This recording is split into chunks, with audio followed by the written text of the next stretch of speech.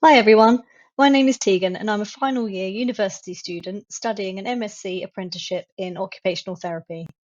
I have the pleasure of carrying out my final placement with JBOT, and as part of that placement, I've created this presentation on the topic of positive risk taking. I'll cover what positive risk taking is, common barriers, occupational deprivation, enablers.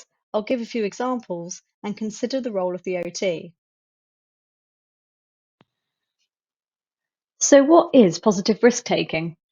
Well, apart from being quite difficult to say, Alcott describes it as weighing up the potential benefits and harms of exercising one choice of action over another. Positive risk taking means helping someone to do something that really matters to them, even if there's a level of risk involved. Instead of avoiding the risk completely, it's about looking at how to manage it well so that that person still gets the chance to take part in things that give their life meaning. Just because something is risky, it doesn't mean that people should stop doing it.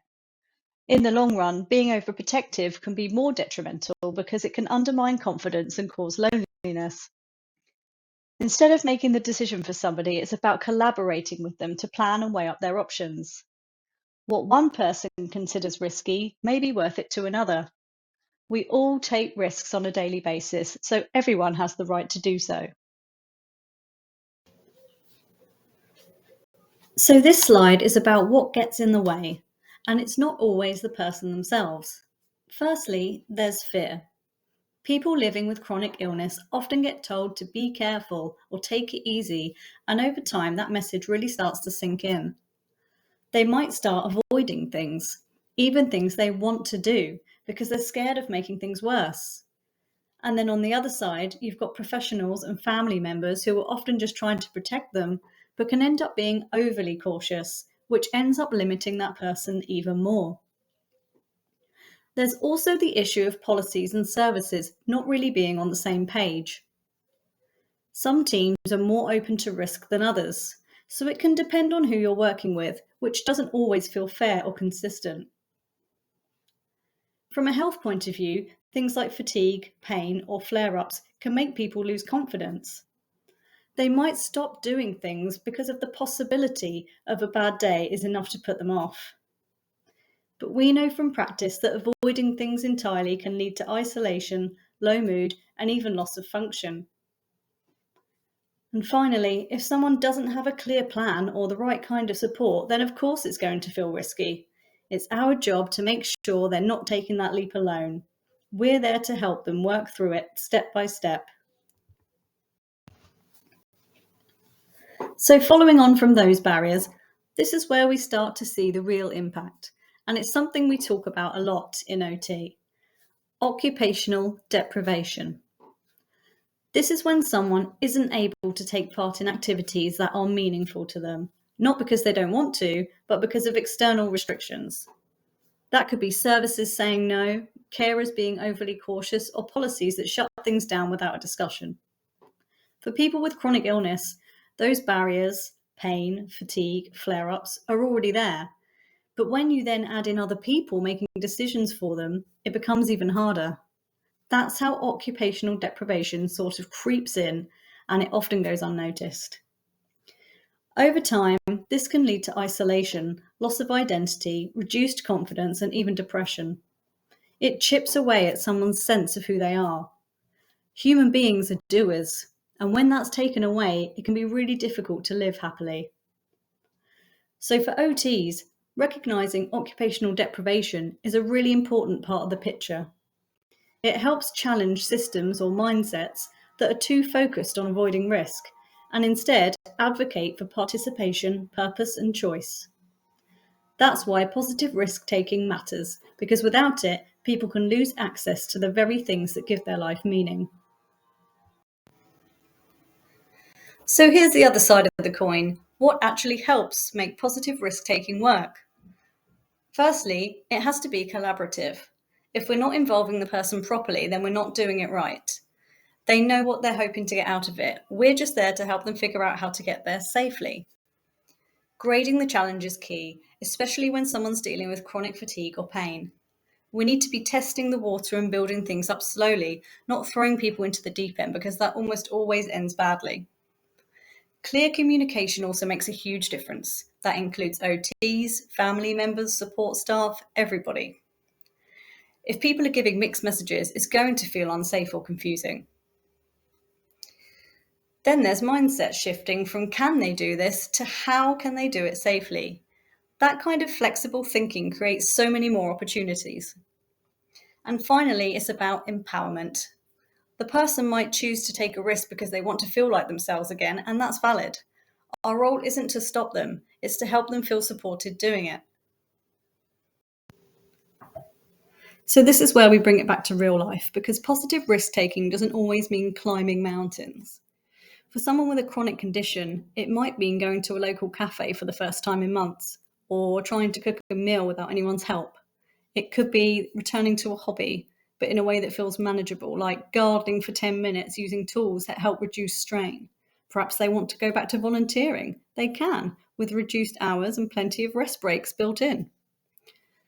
It might even be something like getting on a bus after a long period of anxiety or flare-ups.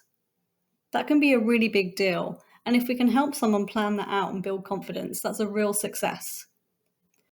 What's important is that these activities have meaning for the person, that they're worth the effort. And as OTs, we need to help make that possible through planning, adaptation, and encouragement. So what does the OT role look like in this respect? The OT role isn't just to assess risk, it's to enable people to do the things that matter to them in a way that feels safe and achievable. We're not their gatekeepers. We're not meant to say, should you be doing this? We're there to say, how can we make this possible?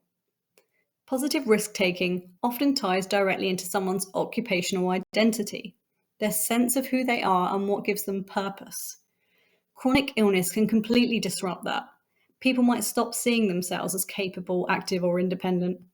When we help someone get back to something meaningful, even in a small way, we're often helping them reconnect with those parts of themselves. It's also about balancing the risk of harm with the risk of doing nothing. Avoiding activities might feel safer in the short term, but it can chip away at someone's confidence, mood, or sense of self. We help people weigh up those risks and make informed choices on their own terms. In practice, that might mean breaking a task down, using pacing strategies, adapting the environment, activity analysis, risk assessment.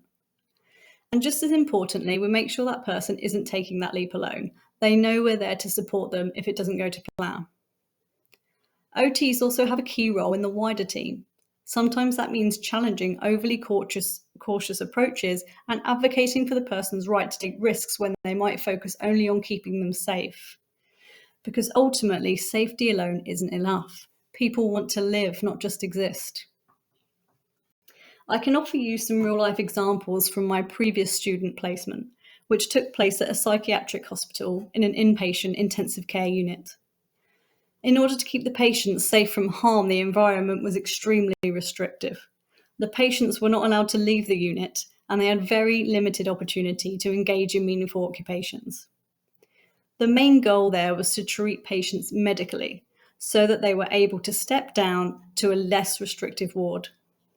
However, only treating symptoms is not enough for someone to live happily. Art and craft activities in this environment were risky, particularly around the risk of stabbings. But were they stopped from engaging in art? No. The activity was analysed and the risk mitigated. The equipment was adapted to keep the patients safe from harm as best as possible.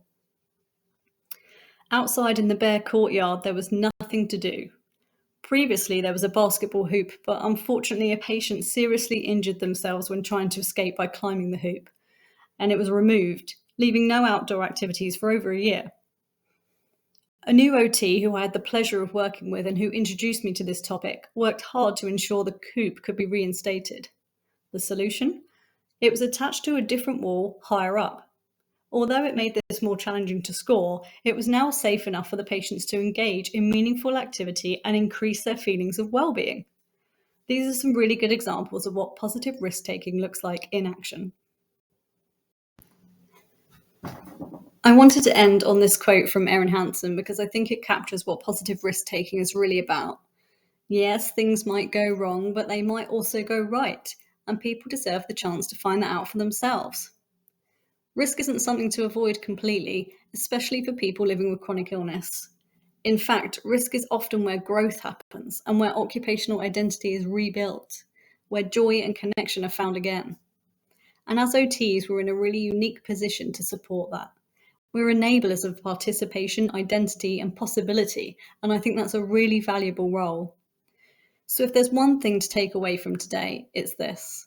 Supporting risk well can change someone's life, because sometimes that one step forward is the thing that brings them back to themselves. Thank you so much for listening. I really hope this presentation has been a valuable introduction to positive risk-taking.